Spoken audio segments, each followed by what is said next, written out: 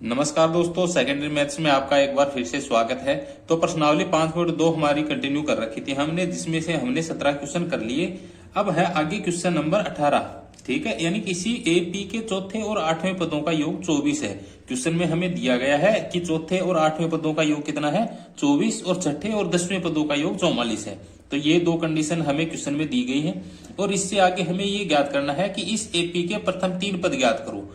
यानी इस एपी के हमें प्रथम 3 पद ज्ञात करने हैं। तो यहाँ पर पद ज्ञात करने के लिए हमें किसकी आवश्यकता होगी, एक तो प्रथम पद की आवश्यकता होगी और एक सार्वयंत्र की आवश्यकता होगी। यानी कि प्रथम पद में हम क्या जोड़ देंगे, यानी ए में हम क्या जोड़ देंगे, डी जोड़ देंगे, फिर ए प्लस 2d हो जाएगा। ऐसे आगे समांतर श्रेणी चलती जाएगी।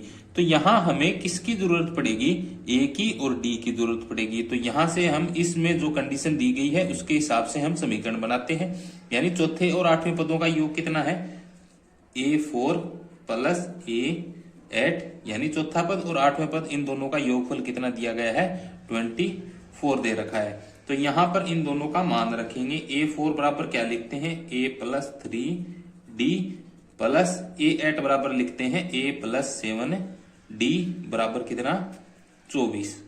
अब इसमें यहां पर A और A जुड़ के कितना हो जाएगा, यानी 2A हो जाएगा। 3D और 7D जुड़ के कितने हो जाएंगे, 10D हो जाएगा। बराबर में कितना है, 24। इसको मान लेते हैं 1 नंबर समीकरण। दूसरी कंडीशन क्या है, छठे और 10वें पदों का योग कितना है, 44 है। यानी A6 प्लस A10 बराबर कितना दिया गया है, 44 दे रखा है। A6 बराबर क्या लिखते हैं, A plus 5D plus A10 बराबर लिखते हैं A प्लस 9D, और बराबर में कितना है, 44।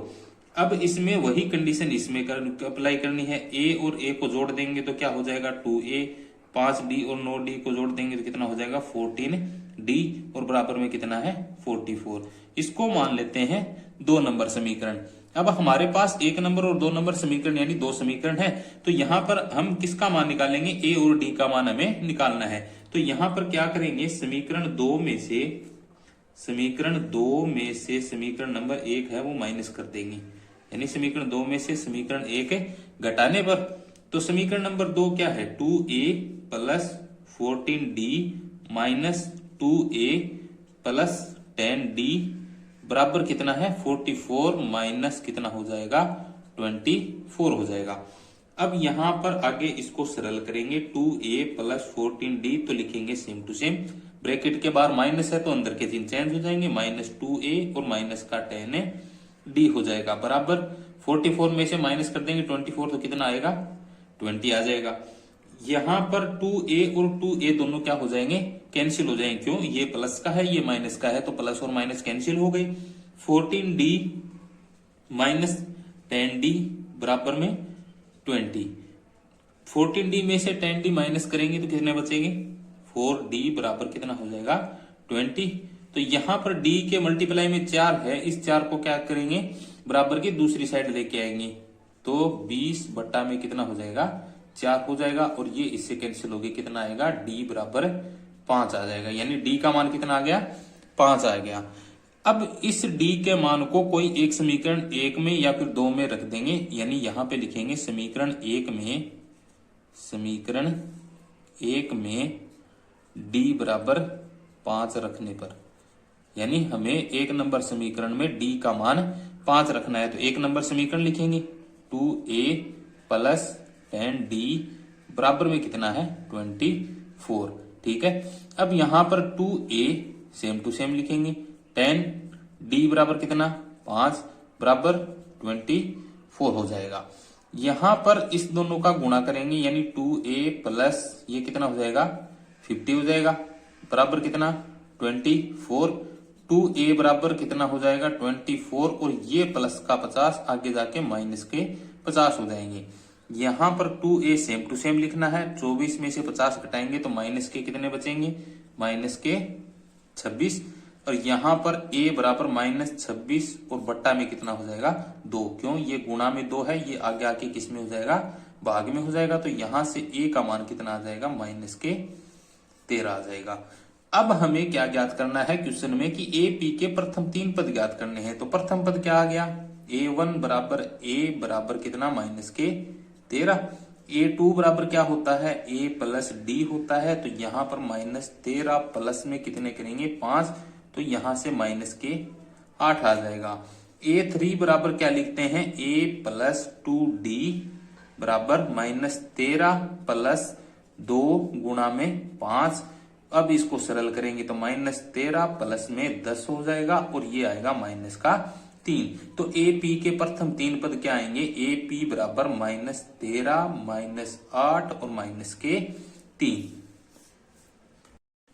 नेक्स्ट क्वेश्चन है क्वेश्चन नंबर 19। सुब्बाराव ने 1995 में RS 5000 के मासिक वेतन पर कार्य आरंभ किया, यानी कि इसने एक काम शुरू किया जिसका मासिक वेतन कितना है 5000 रुपए है और प्रत्येक वर्ष RS 200 की वेतन वृद्धि प्राप्त की, यानी कि प्रत्येक वर्ष यानी 1 साल बाद में उसके 200 रुपए बढ़ के आते हैं। तो किस वर्ष में उसका वेतन RS 7000 हो जाएगा, यानी कौन से वर्ष में उसका वेतन 7000 रुपए हो जाएगा। तो यहां से हमें एपी जो प्राप्त होगी, यानी स्टार्टिंग में उसको कितने रुपए मिलते हैं 5000 रुपए मिलते हैं और उससे अगले साल उसे कितने रुपए मिलेंगे यानी 200 रुपए ऐड होके मिलेंगे।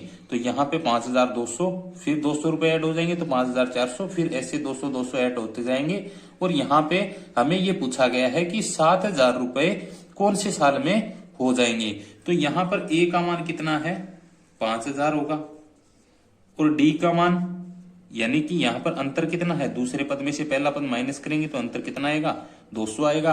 और यहां पर ए एन का मान कितना है 7000, यानी लास्ट पद कितना है एनवा पद है 7000 है। तो सूत्र में रखेंगे ए एन बराबर ए प्लस एन माइनस 1 और गुणा में लिखेंगे डी। तो यहां पर जो भी हमें मान दिया गया है वो मान इस सूत्र में रख देंगे। तो ए एन का मान कितना है 7000 है, तो यहाँ पे 7000 लिखेंगे बराबर ए का मान 5000 वो लिख देंगे प्लस एन का मान हमें ज्ञात करना है और डी का मान है 200। अब इसको सरल करेंगे 7000 माइनस कितने हो जाएंगे 5000, क्यों ये जो प्लस की संख्या है इसको इधर लेके आएंगे तो किसमें हो जाएगी माइनस में, तो माइनस के 5000 बराबर एन माइनस 1 और गुणा में 200 ये लिख देंगे सेम टू सेम। 7000 में से 5000 माइनस करेंगे तो कितना आएगा 2000 आएगा बराबर एन माइनस 1 और गुणा में हो जाएगा 200।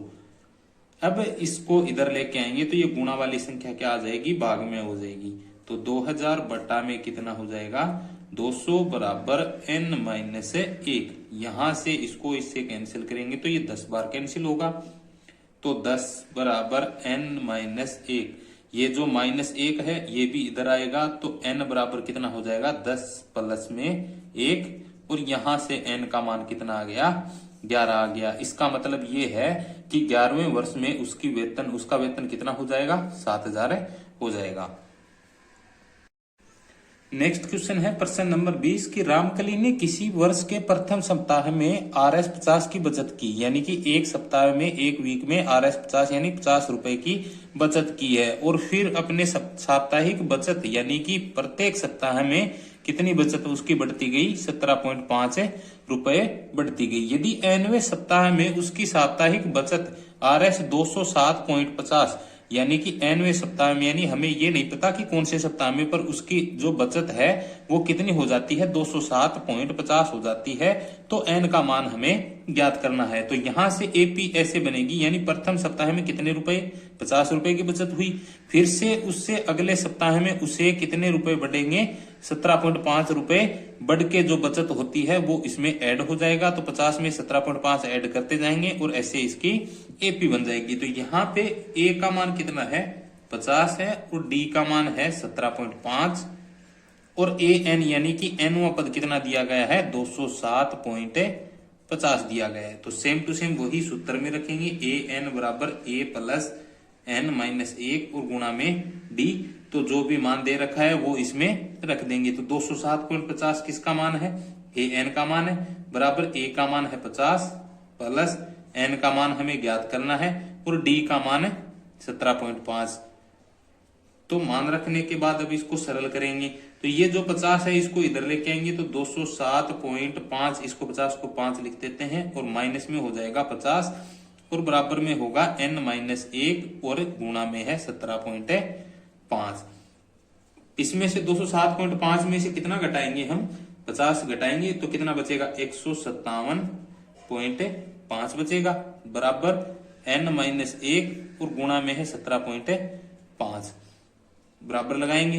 अब ये जो 17.5 जो मल्टीप्लाई में गुणा में है ये इधर आएगा तो किसमें हो जाएगा, भाग में, तो 157.5 बट्टा में कितना हो जाएगा, 17.5, और बराबर में क्या बच गया फिर n-1। यहां से इसको कैंसिल करेंगे तो ये पहले या तो आप इसको पॉइंट हटा के कैंसिल कर लो या फिर इसको सीधे ही कैंसिल करोगे तो ये आएगा 9, यानी ये संख्या 9 बार कैंसिल होगी, तो यहां पर हो जाएगा 9 बराबर n-1। यहां से जो -1 है इसको भी हटा के दूसरी साइड लेके आएंगे तो 9 + 1 हो जाएगा और बराबर में n, और यहां से n का मान कितना आ जाएगा, 10 आ जाएगा। अब n का मान 10 आ गया, इसका मतलब ये है कि 10वें सप्ताह में उसकी जो बचत है वो कितनी हो जाएगी, 207.50 रुपए हो जाएगी।